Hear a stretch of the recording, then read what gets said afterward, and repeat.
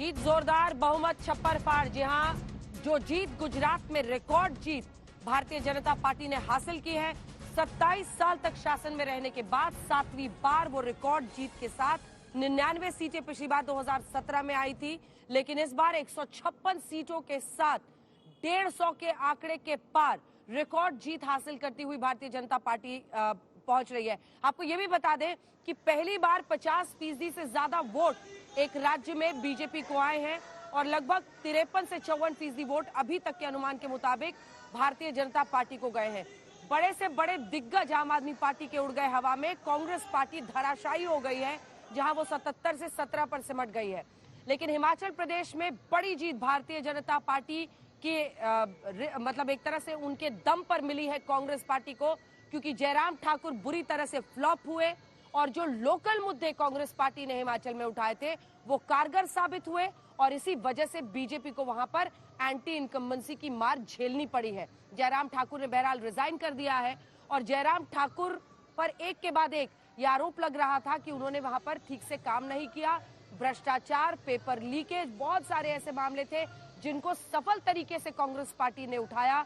बेरोजगारी का मुद्दा हो, महंगाई का मुद्दा हो, इन तमाम मुद्दों पर वहां कांग्रेस पार्टी ने बड़ी जीत हासिल की है हिमाचल में। ये तस्वीरें हम आपको बीजेपी हेडक्वार्टर की दिखा रहे हैं, जहां पर रक्षा मंत्री राजनाथ सिंह से लेकर गृह मंत्री अमित शाह सभी वहां पर पहुंच गए हैं और प्रधानमंत्री नरेंद्र मोदी अब से कुछ ही देर में वहां पर पहुंचने वाले हैं। जैस्मिन साहब, आम आदमी पार्टी के दिग्गजों की वहां पर एक तरह से परेशानी हो गई। आप सोचिए, जिस इशुदान गढ़वी को आपने सीएम फेस बनाया था वो भी फंस गए। ये तस्वीरें हम आपको दिखा रहे हैं। अब कुछ ही देर में प्रधानमंत्री का काफिला वहां पर पहुंचेगा। जैसे ही सीधी तस्वीरें आती है हम लिए चलेंगे आपको। जैस्मिन साहब, बड़े बड़े दिग्गज गोपाल इटालिया, इशुदान गढ़वी। नहीं, बिल्कुल इसमें देखिए दो राय नहीं है कि कुल अगर आप देखें तो कई ऐसे जो हमारे बड़े चेहरे थे वो चुनाव नहीं जीत पाए, लेकिन अगर आप उनका वोट शेयर देखेंगे तो उनके तमाम विधानसभा क्षेत्रों में उन्हें 50,000 60,000 ऐसे वोट मिले हैं और 5 सीट आम आदमी पार्टी को मिली है, लेकिन 40 ऐसी सीट है अंजना जी जिस जहां पे हम रनर अप रहे हैं। मतलब बीजेपी का सीधा टक्कर केवल आम आदमी पार्टी के साथ था। तो कुल हम ओवरऑल अगर पिक्चर देखें तो मेरे ख्याल से इसमें कई सारी अच्छी चीजें लेने लायक है। गुजरात के लोगों ने पहले ही अटेम्प्ट में हमें खूब सारा प्यार दिया है। जैसे मैंने पहले भी कहा था, 40 लाख वोट कुल मिले हैं आम आदमी पार्टी को। कहीं पे कम मिले हैं, सौराष्ट्र में ज्यादा मिले हैं, ट्राइबल एरियाज में भी अच्छा मिला है, सूरत में थोड़ा कम मिले, तो इसका पूरा जायजा लिया जाएगा। लेकिन आम आदमी पार्टी गुजरात के समक्ष समर्पित है। अगले 5 साल में हम मेहनत करेंगे और कोशिश करेंगे कि इस समय जब हमने पहले टाइम में केवल किले के अंदर घुसे हैं, दूसरी बार किले पे हम जीत भी हासिल करेंगे 5 साल के अंदर, ये हमें पूरा भरोसा है। सुप्रिया जी, वो कह रहे हैं अगली बार तक जीत लेंगे। अरविंद केजरीवाल ने भी आज यही कहा कि अभी हमने किला भेदा है, अगली बार फतेह करेंगे।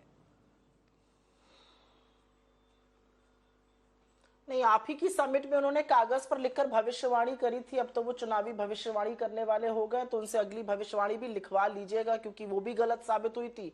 ये ख्याली पुलाव भी गलत साबित होंगे। इससे मुझे कोई आपत्ति नहीं है। मुझे आपत्ति थोड़ी सी इस बात की है अंजना जी, और मैं आपको नहीं बोल रही हूं, लेकिन ये जो माहौल बना रही है भारतीय जनता पार्टी, जीत का जश्न होगा, प्रधानमंत्री आएंगे, फलाने आ गए हैं, मुझे लगता है कि एक बहुत बड़ा जिसको मारीच का वो भ्रमित करने वाला जाल रचा जा रहा है।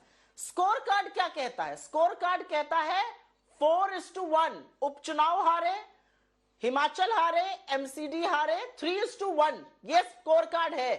और उस स्कोर कार्ड में मैं पूछना चाहती हूं कि जो 3 की हार है वो कब बात होगी? इसका मतलब है जिन जगहों पर वो हारे वहां पर वो मुद्दे जरूरी थे जो हम उठा रहे हैं, चाहे वो बेरोजगारी हो, चाहे वो महंगाई हो, चाहे वो गुर्बत हो, चाहे वो कम आय हो, चाहे वो करप्शन और कमीशन हो। यहां पर जयराम ठाकुर के सर ठीकरा फोड़ दिया जाएगा। तो फिर भूपेंद्र पटेल को सहरा बांधना चाहिए जीत का, तो जीत का सहरा मोदी जी को क्यों बंध रहा है? यहां पर आकर तो मोदी जी ने कहा था मेरे चेहरे को वोट दीजिए। व्यक्तिगत मेरा हिमाचल से क्या संबंध था, मैं कौन सी पहाड़ी पर रहता था, क्या खाता था, किसके साथ कहां पे किस चाय के स्टॉल पर बैठता था। जेपी नड्डा जी यही के हैं, उनके सब ठीकरा क्यों नहीं फोड़ा जाएगा? मैं तो कुछ सवाल पूछना चाह रही हूं कि अगर मुद्दों की बात हो रही है तो उपचुनावों में और हिमाचल में मुद्दों की जीत हुई है और भाजपा की उन मुद्दों के नाते हार हुई है। तो 3:1 के कॉन्टेस्ट में हम 3 की बात नहीं कर रहे हैं, 1 की अकेले बात कर रहे हैं।